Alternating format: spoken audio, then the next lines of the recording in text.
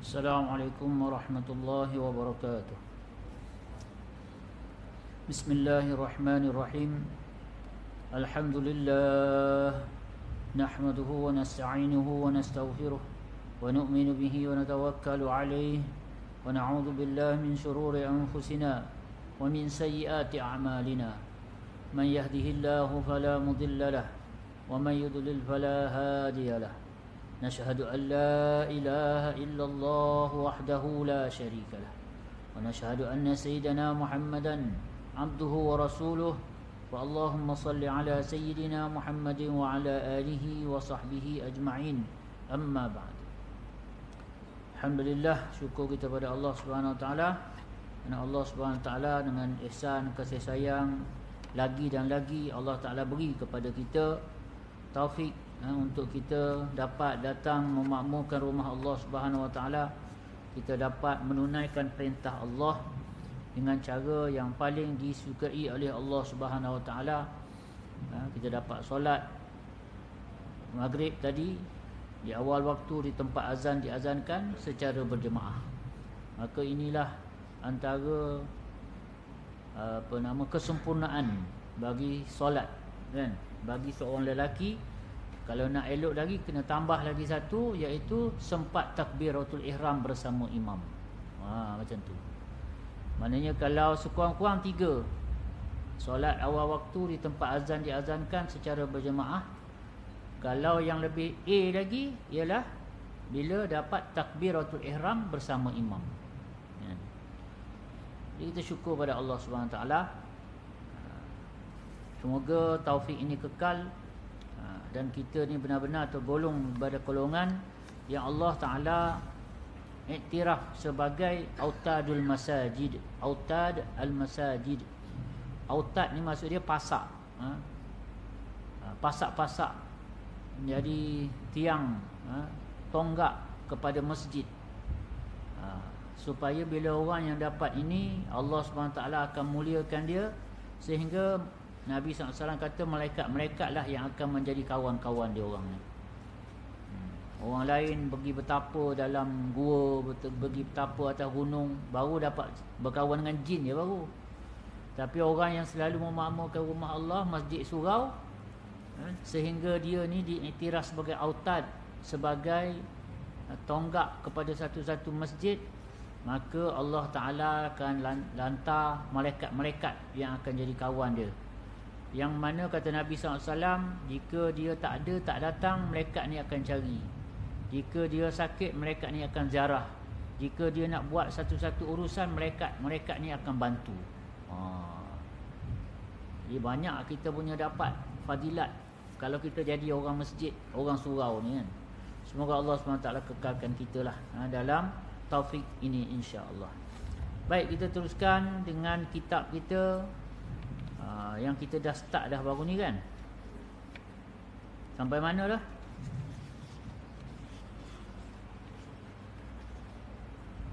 Baru muka surat 3. Bismillahirrahmanirrahim baru, kan.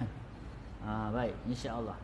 Jadi kita tengok kat sini, insya-Allah, nama kitab kita ini ialah peringkat-peringkat tasawuf dalam Al-Quranul Karim, daripada kitab yang disaring daripada kitab tafsir, yang nama kitab tafsir itu ialah At-Tashil lil Ulumin Tanzil.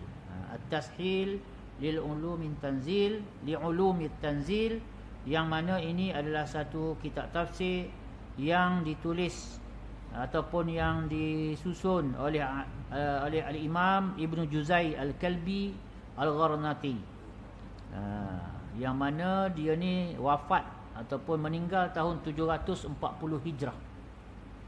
Maknanya dah hampir 700 tahun jugalah daripada kita. Dan kitab kita ini telah dikhidmati oleh Yang Mulia Raja Ahmad, Ustaz Raja Ahmad Mukhlis bin Raja Jamaluddin Al-Azhari. Semoga Allah Subhanahu Wa Taala menambahkan keberkatan pada umur beliau dan kita mendapat manfaat daripada beliau, insya-Allah. Baik, kita tengok muka surat 3. Hari itu kita muzakarahkan tentang apa maksud basmalah itu sendiri. Seterusnya pengarang telah memetik satu ayat Al-Quranul Karim. Setelah Bismillahirrahmanirrahim, pengarang pun memetik, membawakan satu ayat, iaitu Subhanaka la ilma lana illa ma 'allamtana innaka antal alimul hakim. Iaitu daripada surah Al-Baqarah ayat 32. Kalau kita baca terjemahan dia lah, terjemahan dia, Maha suci Engkau ya Allah, kami tidak mempunyai pengetahuan selain daripada apa yang Engkau ajarkan kepada kami. Sesungguhnya Engkau jualah yang Maha mengetahui lagi Maha bijaksana. Jadi ayat ini daripada surah Al-Baqarah ayat 32, kira ayat depan-depan jugalah. Jadi kita semua tahu kisah dia bermula apabila Allah Ta'ala istihar kepada para malaikat yang Allah Ta'ala nak ciptakan, nak wujudkan daripada tidak pernah ada kepada ada, iaitu makhluk yang nama dia manusia.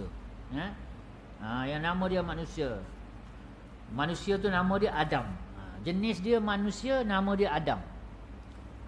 Jadi Allah Ta'ala bagi tahu kepada malaikat. Allah zahirkan daripada ilmu, daripada khazanah ilmu Allah kepada para malaikat. Malaikat ni tuan-tuan, walaupun dia ni makhluk yang dekat dengan Allah Subhanahu Wa Ta'ala, makhluk yang menjadi kita kata apa, dia punya yang bertanggungjawab lah melaksanakan pentadbiran di langit, di bumi ni dan segalanya. Tetapi mereka juga makhluk Allah, mereka bukan tahu semua. Jadi bila diberitahu yang Allah Ta'ala nak jadikan Nabi Adam sebagai khalifah di atas muka bumi, malaikat-malaikat ni dia orang pun bertanya pada Allah, ya Allah, adakah kau nak jadikan atas muka bumi ni nanti hamba-hamba engkau yang akan saling menumpahkan darah satu sama lain? Dia terus bagi satu persoalan, kan? Jadi ulama pun kata mungkin daripada ayat ini dapat diambil isyarat bahawa sebelum Adam AS dah ada manusia, dah ada makhluk, bukan manusia lah, dah ada satu makhluk lain yang Allah Ta'ala letak, yang mana malaikat tengok mereka ni akhirnya bergaduh, berbunuh sama sendiri, kan?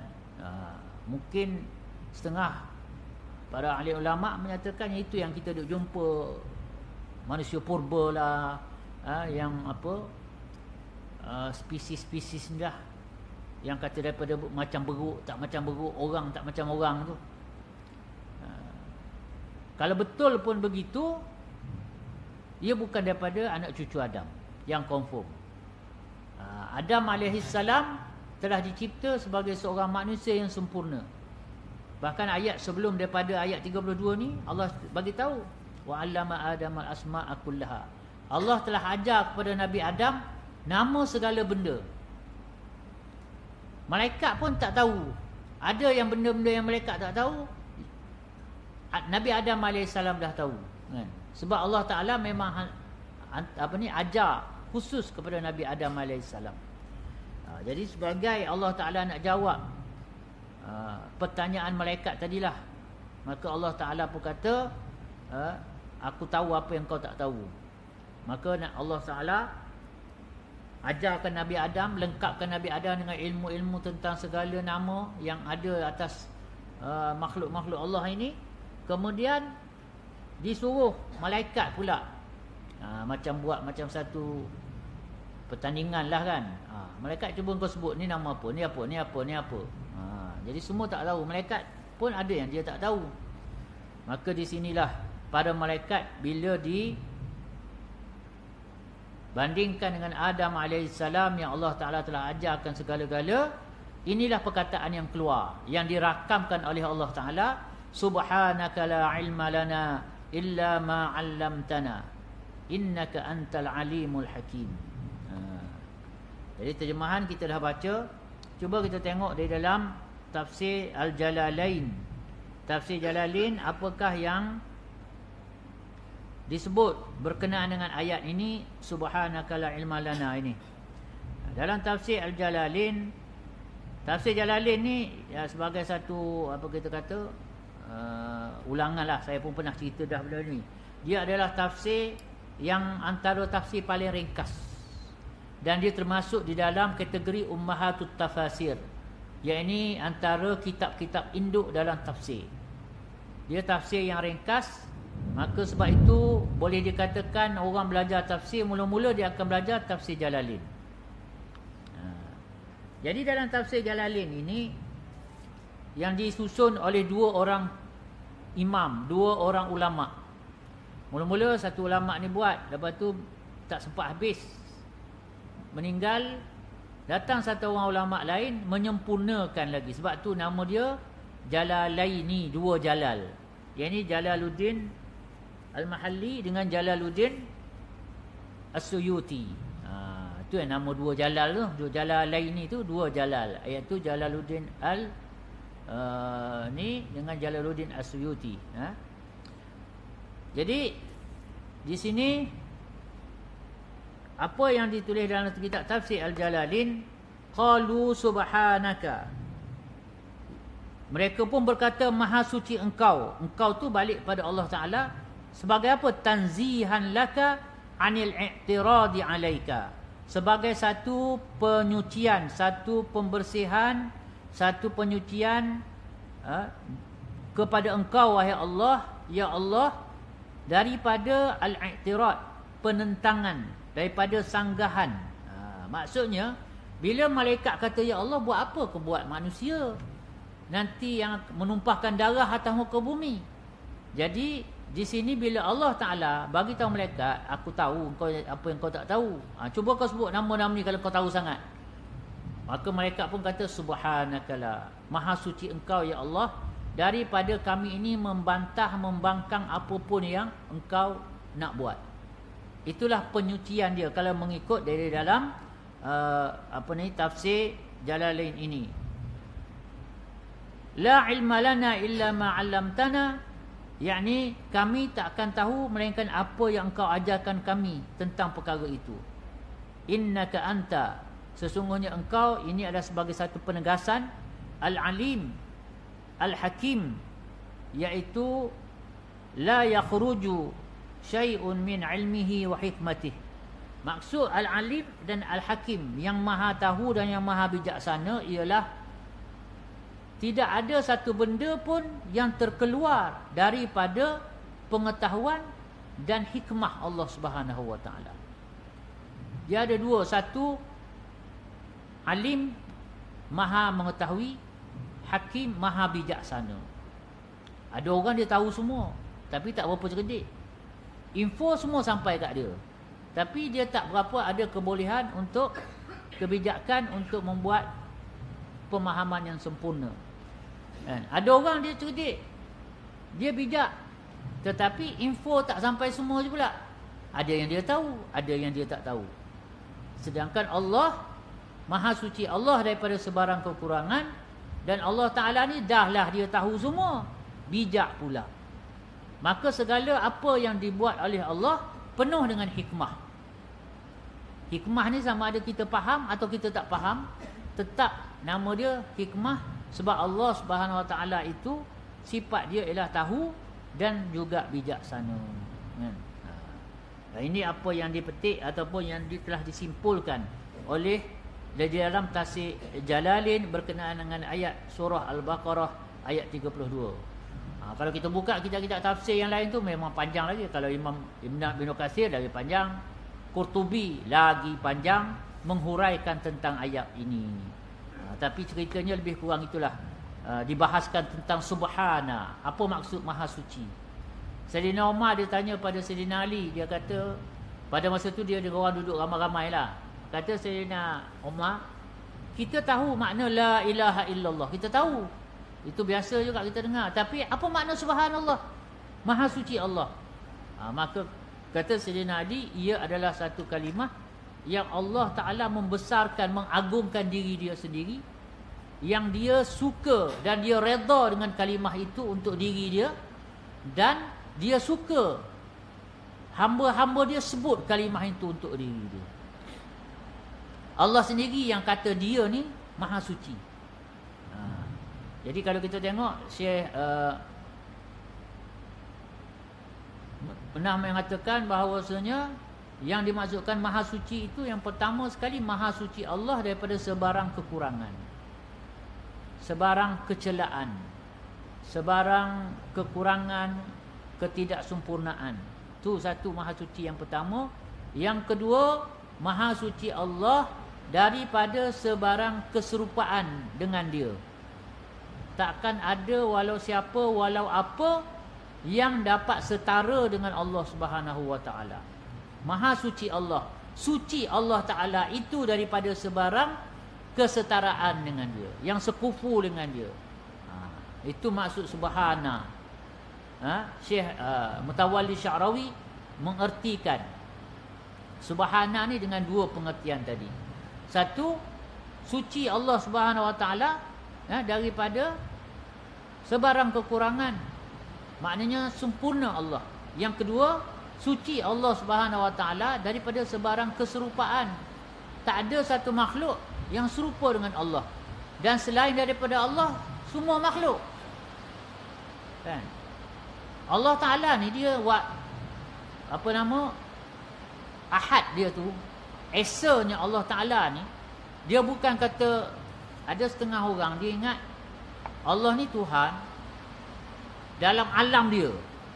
Alam yang dia buat ni, 7 lapis langit, 7 lapis bumi, yang alam yang Allah Ta'ala buat ni, Allah Tuhan. Lepas tu di luar alam yang Allah buat ni ada satu alam lain lagi, yang Tuhan lain pula. Maha suci Allah. Tak ada dah. Tidak ada baik dalam alam, baik di luar alam, ada Tuhan lain selain Allah Subhanahu wa taala. La ilaha illallah. Itu antara makna-makna yang perlu kita hadam. Bila kita buat nafi isbat la ilaha illallah, maknanya ini makna yang perlu hadir dalam diri kita. La maujud illallah, la maksud illallah. Inilah Allah Subhanahu wa taala, yang mana kita dah bahas dalam Bismillahirrahmanirrahim, yang mana Allah itu adalah nama kepada satu zat, entiti yang wajibul wujud, yang wajib wujud akan dia. Wajib wujud, wajib ada. Selain daripada Allah, harus. Mungkin ada, mungkin tak ada. Kalau Tuhan lain, mustahil. Tak akan sama sekali ada Tuhan selain Allah. Tak boleh ada Tuhan lain selain Allah. Kalau yang dikatakan ada itu bukan Tuhan, itu hanya dakwaan-dakwaan sahaja. Orang tu kata yang ni Tuhan, yang tu kata yang tu Tuhan. Itu bukan orang, benda tu Tuhan. Orang kata itu Tuhan. Mustahil sama sekali ada Tuhan selain Allah. Sebab itu Allah itu Esa. Dan Allah Ta'ala itu wajib wujud dia. Wajib dia tu maksudnya dari segi dia wujud tanpa apa? Tanpa permulaan. Maknanya dia itu adalah kidam, bersifat dengan kidam, bersifat dengan Al-Qadim. Dia ni adalah yang wujud tanpa mula, dan berakhir tanpa, dan yang terakhir tanpa pengakhiran, kan? Dialah yang awal tanpa permulaan, dialah yang akhir tanpa pengakhiran. Itulah sifat wujudnya yang Allah Ta'ala. Sifat wujud pada Allah Subhanahu Wa Ta'ala. Jadi itu kita dah bahas dalam Bismillahirrahmanirrahim hari itu. Jadi di sini subhana, dia memberikan penekanan balik. Dia sebenarnya tak lari pun daripada la ilaha illallah juga. Tak lari juga. Walaupun sebutan dia tu nampak berlainan. Satu la ilaha illallah, satu lagi subhanallah. Begitu juga Allahu Akbar. Sama juga erti dia. Kalau kita bahas, erti dia sama juga. Allahu Akbar, Allah Maha Besar. Lain daripada Allah semua kecil. Tak ada yang lebih besar daripada Allah. Baik utara, timur, barat, selatan, baik apa pun makhluk, nama makhluk, tetap tak ada yang maha mengagungi kebesaran Allah Subhanahu Wa Taala. Tidak ada yang lebih agung daripada kebesaran Allah Subhanahu Wa Taala. Maknanya balik semula kepada menafikan selain daripada Allah, menetapkan hanya Allah saja Maha Besar, balik-balik pada la ilaha illallah. Balik-balik dia pergi benda yang sama. Jadi di sini apa tujuan pengarang membawakan ayat ini di hadapan? Tujuan dia nak menarik perhatian kita kepada satu adab. Ini dalam tafsir Qurtubi ada dibahaskan panjang lebar. Bahawasanya adab kita belajar, jika benda tu kita tak tahu, kita kena jawab wallahu a'lam. Biasa dengar kan? Ustaz-ustaz kalau tanya, wallahu alam. Ataupun dia dah jawab dah, dia jawab, wallahu alam. Maksudnya dia mentawadukkan diri dia, nak beradab dengan Allah Ta'ala yang maha tahu. Aku rasa setakat yang aku tahu ni dah jawapan dia. Tapi hakikat sebenar, Allah sajalah yang lebih tahu. Itu kita nak belajar beradab. Macam para malaikat ini, la ilma lana, kami tak tahu. Adab. Kalau kita tak tahu, kita cakap tak tahu. Kan? Imam Malik rahimahullah, 40 soalan ditanya, dia hanya akan jawab 2-3 soalan saja. Yang lain dia kata saya belum tahu lagi. Tu Imam Malik, tu guru Imam Syafi'i tu. Kita hari ni pantang orang tanya, kan? Membujur lalu melintang patah, jawab tetap jawab. Kan? Sebab apa? Takut orang kata bodoh, tak tahu. Orang tanya kau jawab juga kan. Betul tak betul lain cerita. Jawab dulu kan. Bahaya tuan-tuan. Kita jangan macam tu. Yang tak tahu kita jawab tak tahu. Kan? Dan sebagai adab, lebih baik walaupun kita tahu itulah yang kita belajar, itulah yang guru kita ajar, tapi kita lapik dengan wallahu a'lam. Allah lah yang lebih mengetahui.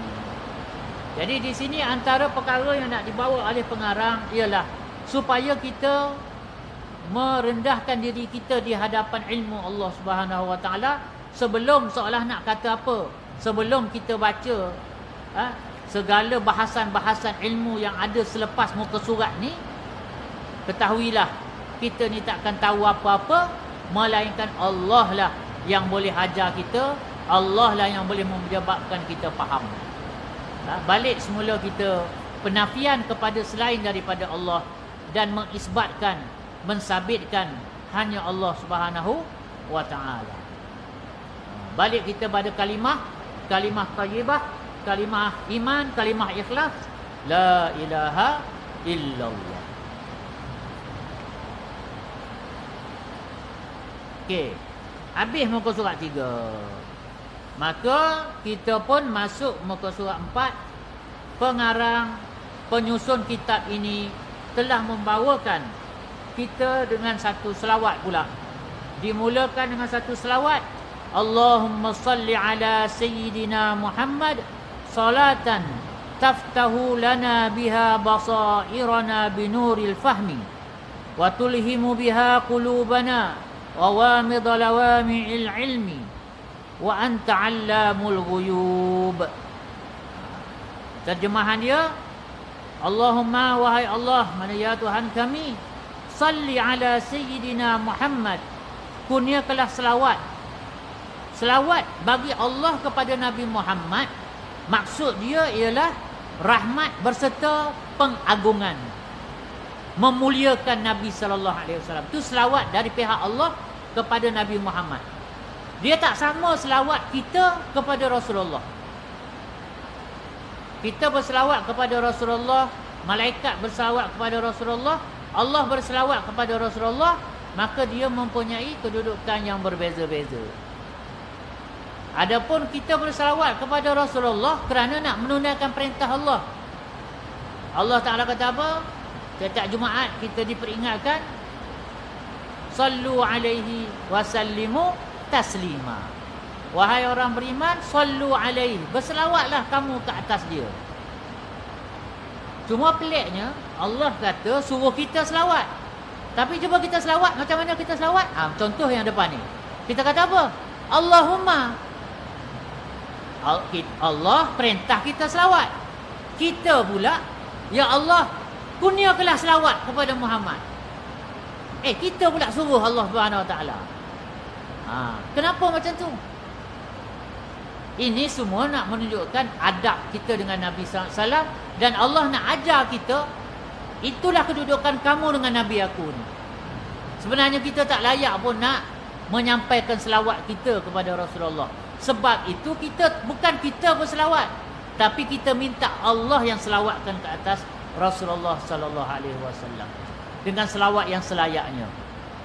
Allahumma salli, ya Allah ya Tuhan kami, selawatilah atas Sayyidina Muhammad. Allah suruh kita, kita suruh Allah Ta'ala juga balik kan. Jadi di sini Allah Subhanahu Wa Ta'ala menunjukkan kepada kita macam mana kita nak menunaikan perintah dia tu. Kita pulangkan balik kepada Allah, seolah kita nak kata, ya Allah, berikanlah selawatkanlah ke atas Nabi Muhammad itu dengan selawat yang selayaknya daripada pihak engkau kepada Nabi Muhammad, kerana itulah yang selayaknya. Adapun daripada kami ni tak layak kami nak berselawat, nak kononnya nak menghantarkan selawat kepada Nabi sallallahu alaihi wasallam. Itu adab yang tinggi yang Allah Taala beri pada kita. Walaupun kita diperintah berselawat, tapi kita pulangkan balik selawat itu, memohon rahmat Allah, memohon ihsan Allah, memohon segala pengurniaan Allah Taala supaya dicurahkan kepada Rasulullah sallallahu alaihi wasallam. Allahumma salli ala sayyidina Muhammad. Wahai Allah, kurniakanlah selawat, yakni rahmat berserta pengagungan atas penghulu kami. Sayyidina tu diterjemahkan dalam bahasa Melayu kita penghulu kita. Maknanya ketua kita, panutan kita, ikutan kita. Siapa dia? Muhammad, yakni Nabi Muhammad sallallahu alaihi wasallam. Salatan taftahu lana biha basairuna binuril fahmi. Dengan selawat yang mana engkau buka untuk kami, dengannya pandangan hati kami dengan cahaya kefahaman. Ni maksud cara ini sebenarnya kita bertawassul dengan selawat kepada Nabi. Itu maksud dia. Seolahnya kita kata, ya Allah, kau berilah selawatkanlah ke atas Nabi Muhammad, yang mana dengan berkat selawat itu, apa dia? Kita minta kat sini, tuftahu lana biha, yang dengannya pandangan hati kami mendapat cahaya, yang mana engkau buka untuk kami dengannya pandangan hati kami dengan cahaya kefahaman. Biduril fahmi, dengan cahaya kefahaman. Kita nak bertawassul melalui selawat tadi supaya Allah bukakan pintu hati kita dengan cahaya kefahaman. Kadang-kadang kita tahu tapi kita tak faham-faham. Kita dah dengar, kita tak faham. Yang lebih susah, salah faham. Kalau salah faham, lagi susah. Orang cakap lain, kau faham lain. Lepas tu kau pergi cerita pula ke orang. Elok. Kan? Jadi sebab itu, kita memohon dengan Allah dengan keberkatan selawat kepada baginda Nabi SAW. Maka minta Allah Ta'ala bukakan kepada diri kita, kepada pandangan hati kita, basirah kita, mata hati kita ini, supaya kita ini diberikan cahaya kefahaman. Wa tulhimu biha qulubana, yang mana dengan selawat itu juga kami bertawassul, kami bermohon supaya engkau ilhamkan dengannya kepada hati-hati kami rawamidlawami'il ilmi, dengan kilauan sinar cahaya ilmu. Wa anta 'allamul ghuyub, engkaulah yang maha mengetahui segala yang gaib. Gaib di sini nisbah kepada kita. Gaib ni bukan di sisi Allah. Yang kita kata Allah mengetahui segala yang gaib, gaib tu ialah nisbah pada kita. Sebab apa? Bagi Allah tak ada yang gaib. Tak ada benda yang Allah tak tahu, yang gaib bagi Allah. Kita banyak benda gaib. Kita kalau kita sebut benda gaib, apa yang kita terlintas? Alam gaib. Alam gaib ni apa? Mula-mula sekali lah kalau kita sebut alam gaib ni, apa yang mula-mula datang dalam kepala? Bunyan lah. Tak ada benda lain dah kita ni Melayu. Bunyan. Tuan-tuan, alam gaib ni, selain daripada alam hak kita nampak ni, alam gaib tuan-tuan. Masuk gaib ni yang kita tak dapat nampak. Gaib. Kan? Ilmu gaib. Ilmu gaib. Kalau kita ilmu gaib ni orang tak nampak kita lah kan. Halimunan. Ilmu gaib. Tapi gaib di sini ialah apa saja yang kita tak nampak. Kubur, mahsyar, mizan, ni semua ilmu gaib. Ilmu tentang perkara yang gaib. Syurga, neraka kita tak nampak. Malaikat kita tak nampak. Gaib, jin kita tak nampak. Yalah orang-orang tertentu je lah yang Allah Ta'ala nak bagi nampak kan. Macam tu. Jadi kita ini, bila kata Allamul Ghuyub, engkau lah yang maha mengetahui segala yang gaib. Bukan yang gaib bagi pihak Allah. Gaib tu bagi kita. Alam yang maha mengetahui itu Allah. Allah Ta'ala maha mengetahui. Tak ada satu benda yang tersembunyi daripada Allah Subhanahu Wa Ta'ala. Imam Al-Ghazali rahimahullah dia kata, kalau satu ekor semut hitam di malam yang gelap berjalan di atas batu yang hitam, setiap gerak kaki dia pun dalam penglihatan Allah Subhanahu Wa Ta'ala. Punya ilmu Allah Subhanahu Wa Ta'ala. Allah Ta'ala tahu. Walaupun yang bergerak atas batu tu ada 3,000 ekor semut pun, setiap gerak kaki setiap ekor semut pun dalam pengetahuan Allah Subhanahu Wa Ta'ala. Itu yang dikatakan maha tahu Allah Ta'ala. Maha tahu Allah Subhanahu Wa Ta'ala tu. Baik. Jadi di sini pengarang membawakan kepada kita satu selawat. Dengan selawat ini kita bertawassul, kita berwasilahkan kepada selawat kepada Rasulullah ini untuk memohon dua perkara. Satu, minta Allah Subhanahu Wa Ta'ala bukakan kepada kita cahaya kepahaman. Yang kedua, minta Allah Subhanahu Wa Ta'ala berikan kepada kita sinar ataupun cahaya pada ilmu. Maksudnya kalau orang nak belajar, elok sangatlah amalkan selawat ni, kan? Anak-anak kita yang masih duduk belajar tu, selalu-selalulah baca doa ni, selawat ni. Maksud dia berselawat ini kita mengambil berkat kepada selawat kepada Nabi sallallahu alaihi wasallam untuk minta beberapa perkara lain. Allahumma salli ala sayyidina Muhammad. Datang lagi satu selawat yang lain. Allahumma salli ala sayyidina Muhammad. Ya Allah, kurniakanlah selawat, yakni rahmat beserta pengagungan ke atas penghulu kami Nabi Muhammad sallallahu alaihi wasallam.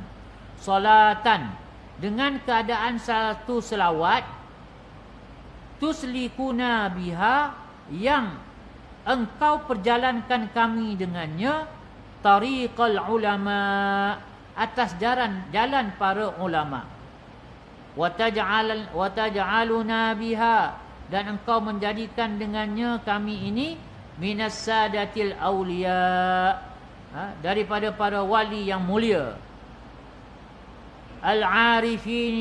al-arifina bidaqa'iqil asya, yang mengenal perkara-perkara yang mendalam, yang arif berkenaan perkara-perkara yang mendalam. Wa ala alihi wa sahbihi wasallim, dan demikianlah selawat yang sama juga kami minta untuk ahli keluarga baginda, sahabat-sahabat baginda, beserta dengan salam yang sempurna, salam yang sempurna. Okey.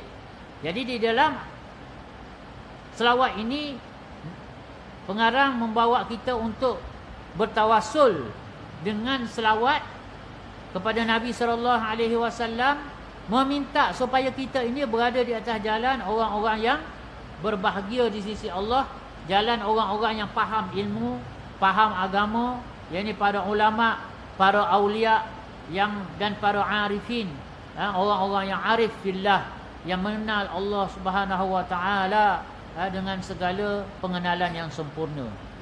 Ini selawat orang kata nak minta buka hati kita lah, nak bagi cerah hati kita, nak bagi supaya roh kita ini dapat menerima segala apa manfaat daripada ilmu yang kita nak dengar selepas ni, muka surat seterusnya. Ini semua dalam rangka sama dengan Bismillahirrahmanirrahim. Yang ni kita nak bertabarruk, nak mengambil berkat. Dalam Bismillah kita ambil berkat dengan nama Allah. Dalam selawat kita bertawassul dengan selawat kepada Rasulullah sallallahu alaihi wasallam. Ada orang dia tak berapa suka tawassul ni. Jangan macam tu tuan-tuan. Tawassul ni, kita berselawat ini adalah perintah Allah. Dia satu amal. Selawat itu satu ibadah, satu amal, sebab dia ada perintah daripada Allah. Sallu, berselawatlah kamu.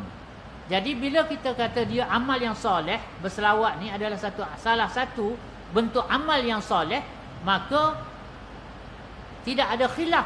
Memang kita boleh bertawassul dengan amal-amal yang soleh. Tak ada masalah. Sebab yang kita nak tawassul itu ialah amal soleh tadi, amal selawat tu tadi, yang mana merupakan perintah Allah Subhanahu Wa Taala.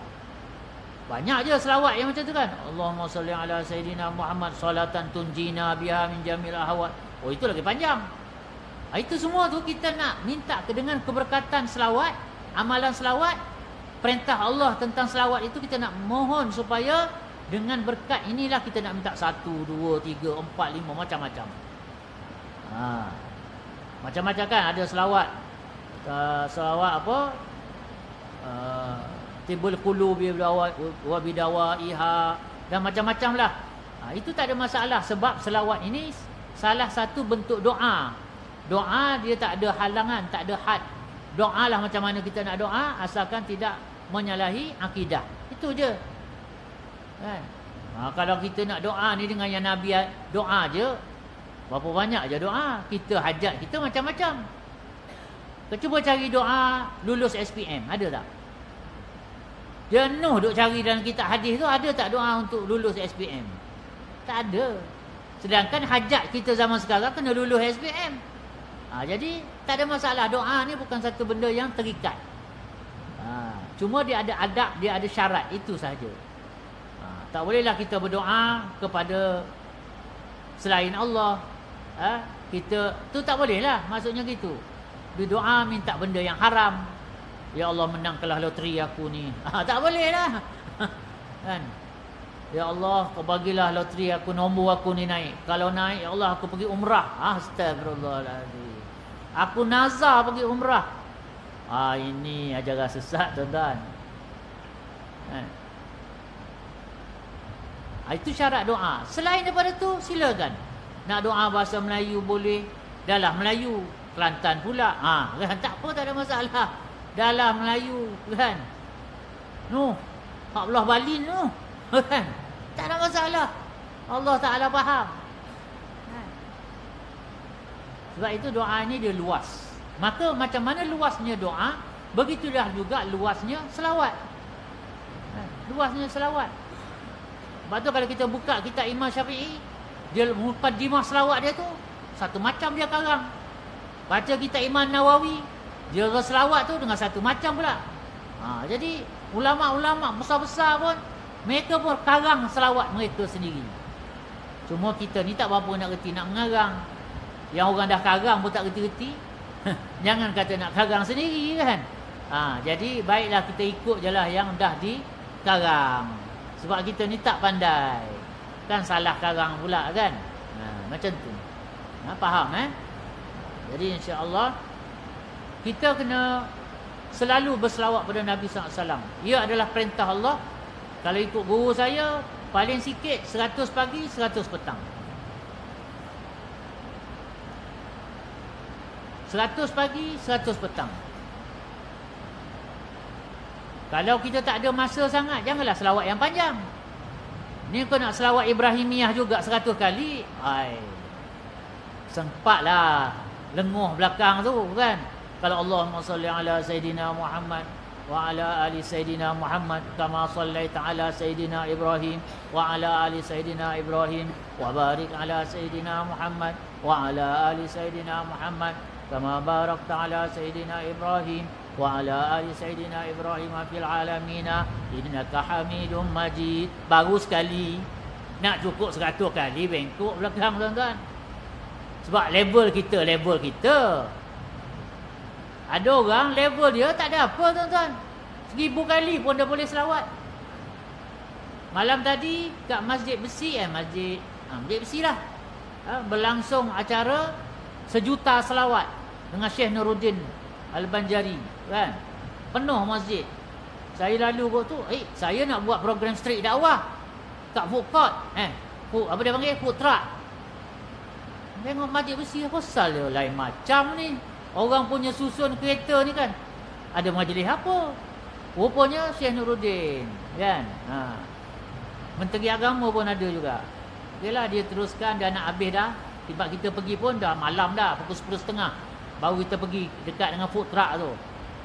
Datuk Nesh ada. Siapa lagi? Zack Cool, Ali Terra Rosa ada. Kan? Di Arsam. Itu kita buatlah program kita. Mana kita berselawat ni, kalau larat tak ada masalah tuan-tuan.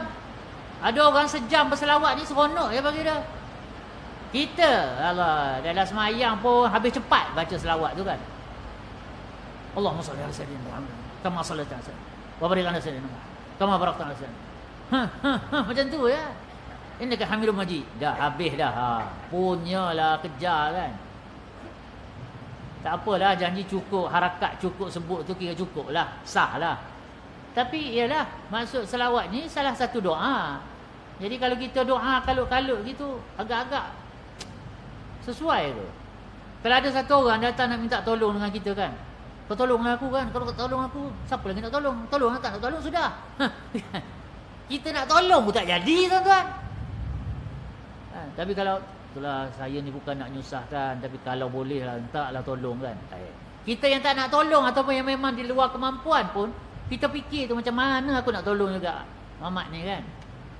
Kita kena ada adab dengan Allah Subhanahu Wa Taala. Jadi insya-Allah kita selawat. Kita latih diri kita ni untuk berselawat pada Nabi SAW setiap hari. Jangan tunggu dalam semayang je. Dalam kehidupan harian ni kita berselawat, paling tidak apa dia? 100 pagi, 100 petang. Yang kata pagi lepas subuh sebelum masuk asar. Yang kata petang selepas asar, jangan sampai masuk subuh balik. Kalau itu pun tak cukup juga, memang kau tak nak lah. Itu je lah. Nak kata alasan sibuk ke apa, takkan tak sempat nak buat. Punya panjang masa kan. Mungkin kita lepas subuh tak boleh nak duduk, sebab tak apalah kan. Buat dulu 10 kan. Lepas zuhur buat 60 kan. Mana kita ambil lah masa asal cukup 100. Cuba kita latih diri kita. Sehingga selawat ni jadi satu benda yang selalu dalam diri kita. Dan banyak kelebihan selawat ni. Ada satu hadis Nabi SAW kata, siapa yang selawat pada Nabi SAW dengan hati yang betul-betul ikhlas berselawat, satu selawat pertama, Allah Ta'ala akan ampunkan 10 dosa. Allah angkat 10 darjat. Dan Allah SWT akan tulis 10 kebaikan. Itu baru sekali sebut. Kalau 100, darat 10 semua. Itu yang paling kurang kan, yang paling kurang. Jadi insya-Allah semoga Allah SWT beri taufik untuk kita dapat faham apa yang kita bincang kurang lebihnya, dan kita dapat bawa dalam, terjemahkan dalam kehidupan kita, sehinggalah hari kita bertemu dengan Allah Subhanahu Wa Taala. Semoga dengan asbab itu Allah memberikan rahmat yang sebanyak-banyaknya, dan sehingga kita akhirnya dimasukkan ke dalam syurga oleh Allah dengan rahmat Allah Subhanahu Wa Taala. Hari ini berapa bulan? 14 ya? 14.